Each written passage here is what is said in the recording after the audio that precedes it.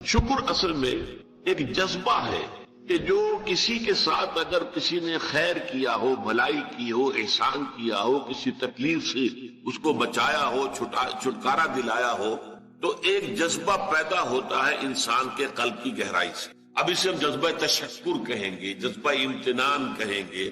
یہ قلب کی گہرائی سے ابھرتا ہے اور پھر زبان پر بھی آتا ہے. آپ کا شکر، میں آپ کا شکریہ ادا کرتا ہوں. یہ شکر جو ہے در حقیقت یہ فطرت کی صحت کی علامت ہے.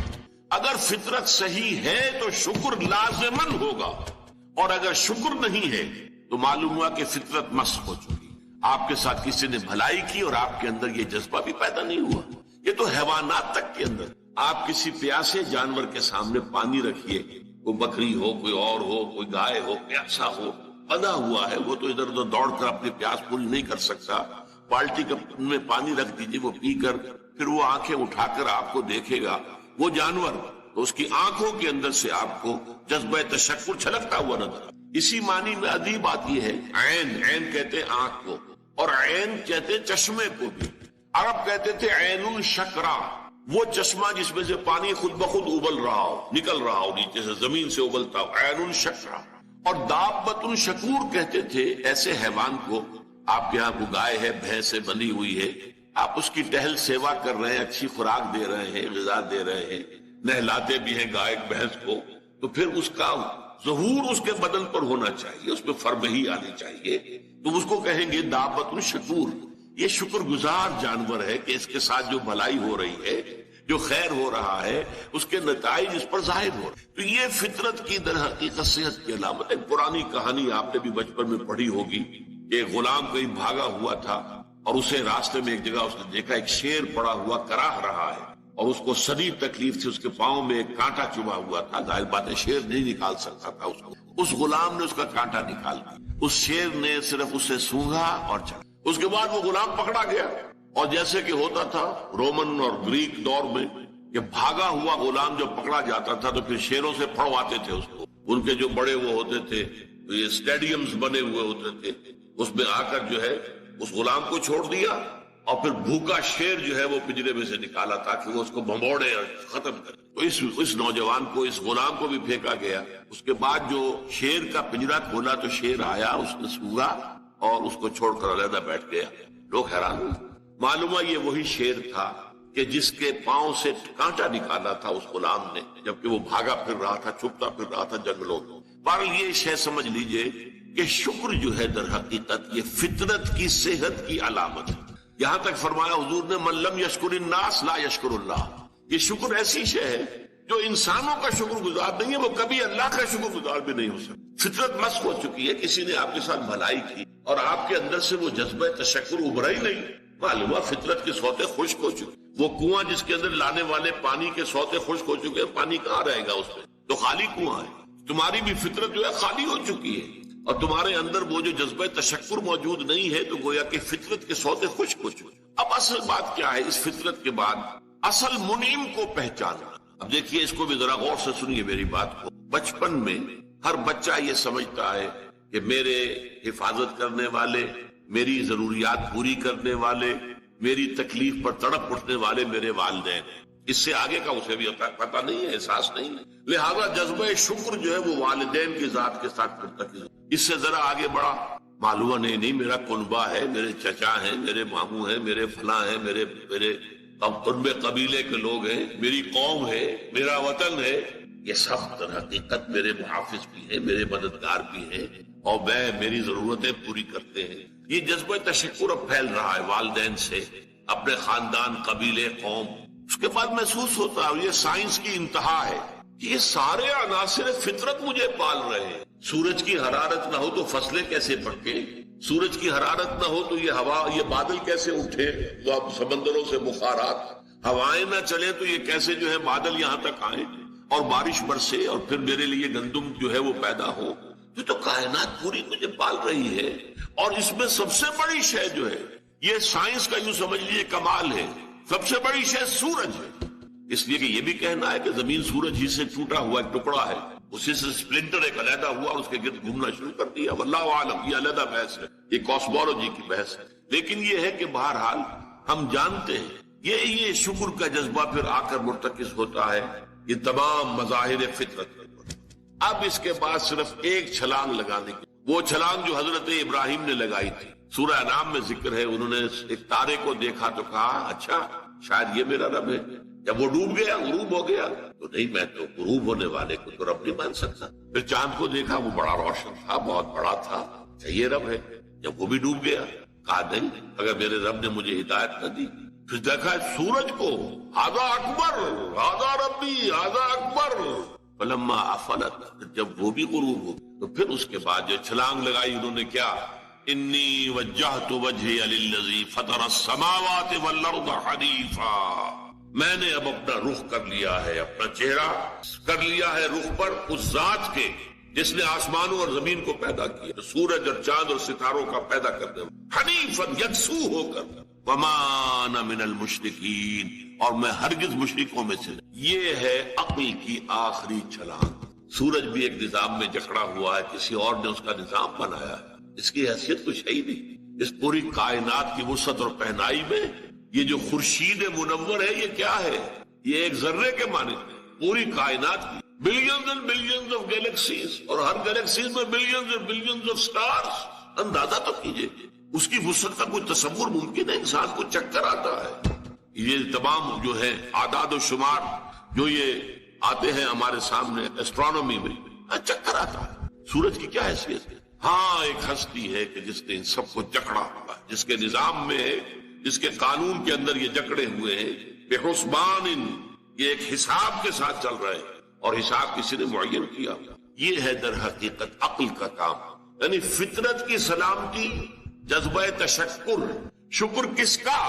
سب سے بڑی بات اللہ کا۔ ایک بات اور نوٹ کر لیجئے، یہی جذبہ تشکر ہے جو پھر عبادت کی شکل اختیار کرتا۔ دیکھیے شکر، آپ کے ساتھ کسی نے بھلائی کی، آپ کی فطرت کا تقاضا نمبر ایک یہ کہ اس کا شکریہ ادا کریں، نمبر دو یہ کہ آپ بھی کوشش کریں کہ کوئی میں بھی اس کی خدمت کروں، کو میں اس کو بدلہ دوں۔ هل جزاء الاحسان الا الاحسان، بھلائی کا بدلہ سوائے بھلائی کے اور کیا ہو سکتا ہے؟ لیکن فرض کیجئے کہ وہ ہستی اتنی بلند و بالا ہو، والدین کی آپ کچھ نہ کچھ خدمت کر کے کچھ کسی درجے میں جو انہوں نے بچپن میں پالا پوسا تھا، کسی درجے میں آپ اس کا جواب، اس کا بدلہ دے سکتے۔ بڑھاپے میں یہ ہے کہ انہیں فلا تقل لهما اف ولا تنهرهما، انہیں اف تک نہ کہا جائے، انہیں جھڑکا نہ جائے، ان کی اطاعت کی جائے، ان کی فرما برداری کی جائے۔ ہاں ناحق بات میں ان کی بات نہیں ماننی، شرک پہ مجبور کریں تو ان کو نہیں ماننا ان کے حکم، لیکن باقی یہ اور چیزوں کے اندر ماننا۔ تو یہ سارا معاملہ یہ کسی نہ کسی درجے میں آپ نے اسے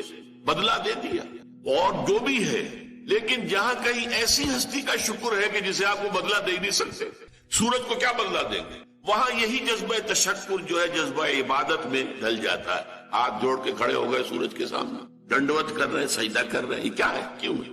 یہ وہی جذبہ تشکر ہے کہ اس سورج ہی سے ہمارا سارا نظام چل رہا ہے، میرا پورا وجود یہ در حقیقت اسی کے ذریعے سے اس کی ساری ضرورتیں اور سارے تقاضے پورے ہو رہے ہیں۔ یہی جذبہ تشکر ہے جو جذبہ عبادت کی شکل اختیار کرتا ہے۔ اور جب جذبہ تشکر صحیح جگہ جا کر لگ گیا، یعنی جیسے کہ میں مثال بارہا دیتا رہا ہوں کہ اگر آپ کو کسی اونچی فصیل پر چڑھنا ہے اور آپ کے پاس جو ہے وہ ایک کمند ہے، تو پہلے کمند کو آپ پھینکیں گے اونچا، آپ کے بازو میں طاقت ہونی چاہیے۔ اگر بازو میں طاقت ہی نہیں ہے تو کمند کہیں قریب ہی جا کے اٹک گئی تو جہاں تک وہ اٹکی ہے وہیں تک چڑھ سکتے ہیں نا، اس سے آگے تو نہیں جا سکتے۔ تو کمند کو پہنچانا ہے پہلے اونچائی تک۔ اب دیکھیے اس کو اقبال نے کہا ہے، یزداں بکمنداور اے ہمت مردانہ، تمہاری کمند یزداں کے ساتھ جا کر جڑے، اللہ کو پہچانو۔ تمہاری عقل کا جو ہے در حقیقت امتحان یہ ہے کہ اصل منعم حقیقی، اصل محسن حقیقی، اس کے انعامات، اس کے احسانات، اس نے تمہیں پیدا کیا، تمہاری ضرورت کی چیزیں پیدا کی۔ ان تعدوا نعمت اللہ لا تحصوها، اگر تم اللہ کی نعمتوں کو گننا چاہو کبھی احسان نہیں کر سکتے، کبھی ان کی گنتی نہیں کر سکتے۔ اس کے لیے تمہارا جذبہ شکر جو ہے وہ ڈھل جانا چاہیے جذبہ عبادت میں۔ اور یہاں اس رکوع کے اعتبار سے اس کے جو سب سے بڑا مظہر ہے وہ اب آ رہا ہے، وَإِذْ وَلَقَدْ آتَيْنَا لُقْمَانَ الْحِكْمَةَ أَنِ اشْكُرْ لِلَّهِ، أَنِ اشْكُرْ لِلَّهِ، گویا کہ حکمت کا تقاضا یہ کہ شکر کا جذبہ اللہ تعالیٰ کی ذات کے ساتھ وابستہ ہو۔ وَمَن يَشْكُرْ فَإِنَّمَا يَشْكُرُ لِنَفْسِهِ، اور جو کوئی شکر کرتا ہے وہ اپنے بھلے کو کرتا ہے۔ اللہ کا کوئی کام نہیں بنتا اس سے، اللہ کی کوئی ضرورت پوری نہیں ہوتی، وہ ضرورت سے مبرہ ہے، منزہ ہے، اعلیٰ ہے، عرفہ ہے، اس کی کوئی ضرورت نہیں، احتیاج ہے ہی نہیں، وہ محتاج نہیں ہے، وہ تو غنی ہے۔ تو اس لیے فرمایا من یشکر فإنما یشکر لنفسہ، لنفسہ سے مراد کیا ہے؟ اگر آپ کے اندر جذبہ شکر ہے اور وہ جذبہ تشکر جا کر ذات باری تعالیٰ کے ساتھ منسلک اور ملحق بھی ہو گیا ہے، اب آپ کی شخصیت کا ترفع ہوگا، شخصیت ابھرے گی، شخصیت اپچے گی، شخصیت کی ترقی ہوگی، شخصیت میں ترفع پیدا ہوگا، بلندی آئے گی، تعمیر سیرت جسے کہتے ہیں، جسے اقبال تعمیر خودی کہتا ہے۔ صحیح معنی میں واقعتاً آپ ایک ایسے انسان بن سکیں گے کہ جن کے بارے میں قرآن نے کہا ہے کہ وَلَقَدْ خَلَقْنَا الْإِنسَانَ فِي أَحْسَنِ تَقْوِيمٍ، ہم نے انسان کو بہترین حساب پر پیدا۔ وہ انسان بننے کے لیے ضروری ہے کہ آپ کی فطرت سلیم ہو اور عقل سلیم۔ فطرت سلیمہ جذبہ تشکر موجود ہو، عقل سلیم اصل محسن کو پہچان لے، اصل منعم کو پہچان لے، اور یہ منسلک ہو جائے کہ جذبہ تشکر ذات باری تعالیٰ کے ساتھ، تو اس کا بھلا تمہیں کو پہنچے گا، تمہاری شخصیت کی تعمیر ہوگی، تمہاری خودی جو ہے وہ پختہ ہوگی، مضبوط ہوگی، تمہاری اپنی سیرت و کردار جو ہے اس کی نشو و نما ہوگی۔ وَمَن يَشْكُرْ فَإِنَّمَا يَشْكُرُ لِنَفْسِهِ وَمَن كَفَرَ، اور جو کفر کرے فَإِنَّ اللَّهَ غَنِيٌّ حَمِيدٌ، تو اللہ تو غنی ہے اور حمید۔ پرزور دعوت آئے گی کہ اب انتخابات ہو۔ یہ جو 3 آیتیں آج اب میں نے پڑھی ہیں، ان میں اصل میں آپ ایک شخص کا تصور کیجئے، انڈیویجول کی حیثیت۔ ہم میں سے ہر شخص کی حیثیتیں ہیں کہ میں ایک انڈیویجول ہوں، لیکن میرے گرد میرے گھر بار والے ہیں، رشتہ دار ہیں، خاندان ہے، قوم ہے، ملک ہے، یہ پھر اس کے بہت سے دائرے بند، مال ہے، اسباب ہیں، یہ تمام چیز، لیکن ایک ہے میں اپنی ذاتی حیثیت، آپ اپنی ذاتی، ایک فرد نوع بشر اپنی ذاتی، اس فرد نوع بشر کی 2 سمجھیے کہ ایسپیکٹس ہیں شخصیت کے، ایک کچھ احوال، کچھ حالات ہیں اس پر وارد، کبھی کوئی بیماری آ گئی، کبھی کسی حادثے میں جو ہے وہ زخمی ہو گیا، کبھی کوئی نقصان پہنچ گیا کسی اعتبار سے، کسی نے اسے کوئی نقصان پہنچا دیا، تکلیف پہنچا دی، یہ ہے جو اس پر وارد آ رہا ہے۔ اس کے بارے میں نقطہ نظر کیا ہوگا ایمان والے؟ ایک ہے کہ مجھ سے صادر ہو رہے افعال، اعمال، میرا ہاتھ ہے کچھ کر رہا ہے، میرے پاؤں ہیں مجھے لے کر چل رہے ہیں، میری آنکھیں ہیں وہ دیکھ رہے ہیں، تو میرے جو اعمال ہیں اس کے لیے پھر میں سکیم بناتا ہوں، بڑے پلاننگ کروں، نقشے میرے ہوتے ہیں، میری امنگیں ہیں، میری تمنائیں ہیں، میری آرزو ہیں، میری ایمبیشنز ہیں، اس کے لیے میں بھاگ دوڑ کروں، اس کے بارے میں ایمان کا نقطہ ہوگا۔ تو یہ 2 نہایت لطیف چیزیں ہیں۔ سوچ، پہلی بات جو انسان پر وارد ہو، اب وارد ہونے والی باتوں کے اندر بھی سمجھیے کہ 2 قسم کے حالات وارد ہیں۔ ایک وہ ہے جو آپ کے لیے دل خوشکن ہے، خوشگوار ہے، بڑا اچھا ہوا، اچانک جو ہے کوئی آپ کو نفع حاصل ہو، غیر متوقع طور پر کوئی کامیابی حاصل ہو، اس سے انسان زیادہ متاثر، اگر کہ ہوتا ہے، اگر وہ ظرف کم ہوگا تو پانی چھلکے گا، آپے سے باہر ہو جائے گا، پھولے نہیں سمائے گا خوشی، لیکن زیادہ جو تاثر آدمی لیتا ہے وہ تکلیف بنتا ہے۔ کوئی مصیبت آ گئی، کوئی تکلیف آ گئی، کوئی بیماری آ گئی، کوئی حادثہ ہو گیا، کوئی نقصان ہو، اس پر کیا ہوتا ہے کہ انسان غمگین، انتہائی مایوس رہ جائے۔ پھر یہ کہ ذریعے سے وہ آئی ہے، فلاں شخص اس کے خلاف دشمنی، نفرت، کینہ، کدورت وہ پیدا ہو جائے۔ یہ تو ہے ایک عام طرز جس کے اندر کے ایمان میں، جس میں ایمان ہے، سوچ بھی وہ کیا ہے، ما صاب مصیبت الا باذن اللہ، نہیں پڑتی کوئی پڑھنے والی کوئی مصیبت مگر اللہ کے اذن۔ جو بھی کچھ ہوا ہے، پہلی بات یہ جان لیجئے کہ وہ اللہ کے علم کے بغیر نہیں، واللہ بکل شیء علیم، یہ آیت اسی پر ختم۔ اللہ ہر چیز کا جاننے والا ہے۔ اچانک یہاں کچھ، یہ اندھا بہرا مادہ جو ہے یہاں پر اس کی کار فرمائی نہیں ہے، در حقیقت فیصلہ اللہ کا چل رہا۔ جو شے بھی وقوع پذیر ہوتی ہے وہ ایک تو یہ کہ اللہ کے علم میں پہلے سے موجود ہوتی ہے، دوسرے یہ کہ اللہ کے اذن سے آتی ہے، چاہے کسی ذریعے سے آئے۔ کسی نے آپ کو اٹھا کر پتھر، اس نے پتھر پھینکا آپ کی طرف، یہ اس کا کام تھا، یہ اس کا عمل، اگر اللہ نہ چاہتا یہ پتھر آپ کو نہ لگتا، آپ کو لگا ہے تو یقین اذن رب سے لگا ہے۔ اب انسان اگر، میں یہ بھی کہہ سکتا ہوں کہ یہ پتھر مجھ نے مجھے مارا، اور میں یہ بھی کہہ سکتا ہوں کہ اللہ کا، اب سوچ سے نقطہ نظر میں کتنی بڑی تبدیلی، پہلے نتیجے میں غصہ، انتقام، غضب یہ پیدا ہوگا اس سے، اور دوسرے نتیجے میں یہ کہ ٹھیک ہے اللہ کی طرف سے ہے، جو اللہ نے چاہا وہ، فلاں نے یہ کر دیا، فلاں نے یہ، فلاں نے مجھے اس میں ڈال دیا، فلاں کی نقصان ہوگی، ان سارے سے برو کشیر سے پیچا کے ہست خود مرا چے اقدہا کے مقام رضا کچھ اللہ کی طرف سے آئی ہے، میں راضی ہوں میرے رب کی جو کچھ ہے بن جانب ما اصاب مصیبت الا باذن اللہ، نہیں پڑتی کوئی پڑنے والی کوئی مصیبت کوئی تکلیف مگر اللہ کے اذن کے بغیر پتہ تک نہیں ہلتا۔ یا اس بات کو یقین کے درجے میں جان لی، اللہ کے اذن کے بغیر اس کائنات میں پتہ تک نہیں۔ وہ تصور خدا ہم جا کے پڑھیں گے تفصیل سے سورہ حدید میں کہ بس ہاں ایک کریٹر تھا، کریٹ کر کے علیحدہ ہو کر بیٹھ گیا، نہیں، اس نے پیدا کیا ہے، ثم استوى علی العرش، پھر تخت حکومت کے اوپر بیٹھا ہے، اور یدبر الامر من السماء الى الارض، وہ تدبیر کر رہا ہے امر، وہ فعال وہ ہے، لا فاعل فی الحقیقت الا اللہ، فاعل حقیقی اللہ۔ تو ما اصاب مصیبت الا باللہ ومن یؤمن باللہ یہدی، اور جو اللہ پر ایمان رکھتا ہو، یہ ہے وہ ثمرات ایمانی، اللہ اس کے دل کو ہدایت دیتا ہے۔ ہدایت کس بات کی؟ تسلیم و رضا کی، سر تسلیم خم ہے جو مزاج ہے، اے اللہ اگر تیرے لیے تیرے سے یہی تھا کہ میرا بچہ فوت ہو جائے، میں مطمئن نہیں، تو نے دیا تھا، اس پر صدمہ کائے کا، کوئی اس میں بھی خیر ہوگی، کوئی بھلائی اس میں بھی مضمر ہوگی، ہم نہیں دیکھ سکتے تو دیکھتا ہے، ہم نہیں جان سکتے تو جانتا ہے، ہمیں علم نہیں ہے تجھے علم حاصل ہے، انک تعلم ولا نعلم وتقدر ولا نقدر بیدک الخیر، تیرے ہاتھ میں خیر ہی خیر ہے، جو تیری طرف سے آیا خیر ہے۔ تو یہ جو راضی برضائے رب رہنا، یہ ایمان حقیقت ثمرہ اول، شکوہ شکایت، یہ کیوں ہو گیا، یہ کیسے ہو گیا، یہ اس نے کر دیا، یہ اس نے کر دیا، یہ نہیں، اس سب سے انسان نکل جاتا ہے، علیحدہ ہو کر بیٹھ، جیسے کہ ایک چٹان ہو کہ آندھی چل رہی ہے اور تیز جھکڑا ہے، چٹان کو کوئی پرواہ، اس کی اپنی شخصیت جو ہے، اس کے اندر اس کا قلب جو ہے مطمئن ہے، یا ایتھا مطمئنہ ارجعی الی ربک راضیہ، جو آیا جو گیا، جو ملا جو گیا، کامیابی ہو گئی ناکامی ہوئی، ٹھیک ہے، دنیا کے اندر اونچ نیچ چلتی رہتی ہے، لیکن انسان کی اندرونی شخصیت جو ہے متاثر نہ ہو، یہ نہ ہو کہ ذرا کچھ مل گیا ہے تو پھولے نہیں سما رہے، اور ذرا کو ہاتھ سے کچھ نکل گئی ہے تو اس کے اوپر انتہائی صدمے۔ قرآن مجید میں اس کو بیان کیا گیا ہے بہت تفصیل سے۔